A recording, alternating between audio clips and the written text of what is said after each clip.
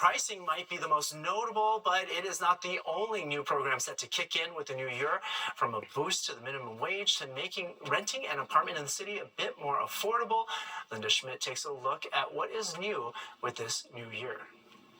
This 50-cent hourly increase, it works out to about 3%. Which Ted Rossman says is just keeping up with inflation. It's better than nothing, but it's difficult to make ends meet. Rossman is with Bankrate, a personal finance website.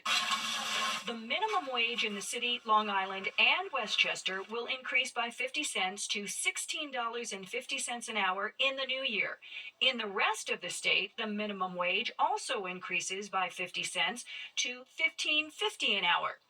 Rossman says a 50-cent increase may sound encouraging for workers, but raising the minimum wage can put a financial strain on employers. In California, there's now a $20 an hour minimum wage for fast food workers. And one of the immediate consequences was prices went up and employers were looking for ways to make do with less staff. Congestion pricing also kicks off in 2025. It is scheduled to go into effect January 5th. When that happens, hopefully we're going to see a major reduction in traffic. And it's also an important source of funding for improving our mass transit system. Congestion pricing is not the Hail Mary solution that Governor Hochul is making it out to be. A flat tax will always hurt those with less money more. While drivers traveling into the congestion zone will be paying an average of $9 a day, some people looking for apartments in the city will be saving money. We're seeing that it may save prospective tenants up to $5,000 when it comes to finding a new home. Brooklyn City Council member Chio Say sponsored a new law that prohibits landlords from passing the cost of broker fees onto prospective tenants. The new law takes effect in May. If the landlord hires the broker, the landlord pays the broker. This is a fee that's ranging from 15 to 30% of the annual rent. Prenatal care is also getting a boost. A new law taking effect January 1st provides 20 hours of paid time off to pregnant women for doctor's appointments. It's the first of its kind policy in the country. This means that they're not taking away from their personal leave, from their vacation time. And I think it's really important in order to encourage healthy pregnancies and make sure that people aren't skipping out on their appointments because they're afraid of losing their job. Linda Schmidt, Fox 5 News. Big changes. Okay, some 3 million Americans are going to get an increase in their Social Security benefits. The Senate passed a bill today that will help public sector workers like police officers, firefighters, and school teachers.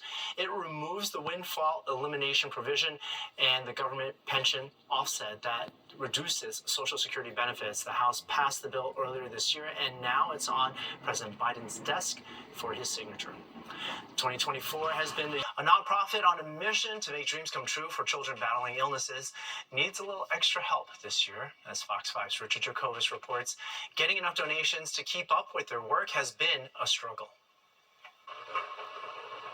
There are still more than 1,000 boxes of chocolate chip cookies riding the conveyor belt at the Baking Memories for Kids headquarters in Rockland County. And for founder Frank Squio, that sight just breaks his heart. By this time, you should be seeing nothing on this conveyor belt. You see, every holiday season for decades, Frank and his group of volunteers spend endless hours baking cookies to send sick and terminally ill children on an all-expenses-paid trip to Walt Disney World, SeaWorld, and Universal Studios. But Frank doesn't pay for commercials or ads. He just tries to get the word out however he can. Frank's only guess this year is that some people may have giving fatigue. Everybody has a lot, you know, and after a while, you're just exhausted from everything being bombarded on top of you, whether it's making donations or rounding up. Last year, Fox 5 was in Clarkstown to watch 2-year-old Lily and her family get the surprise of a lifetime. Lily was diagnosed with an inoperable brain tumor a few months before this giveaway, but that trip was funded because of cookie sales. And with boxes of them still sitting in the packing room, with faces of sick children behind them, those dedicated volunteers are losing hope that they'll have to turn families away. It's emotional. It's emotional not to see them sold. I have literally tried to think of ways to help him sell these because they're not getting sold at this point. So between now and Christmas Eve, Frank and his volunteers will be sending out whatever boxes they could possibly sell between now and then. But that's the cutoff. If they don't raise enough money by Christmas, they'll have to say no to families with sick and terminally ill children, and they won't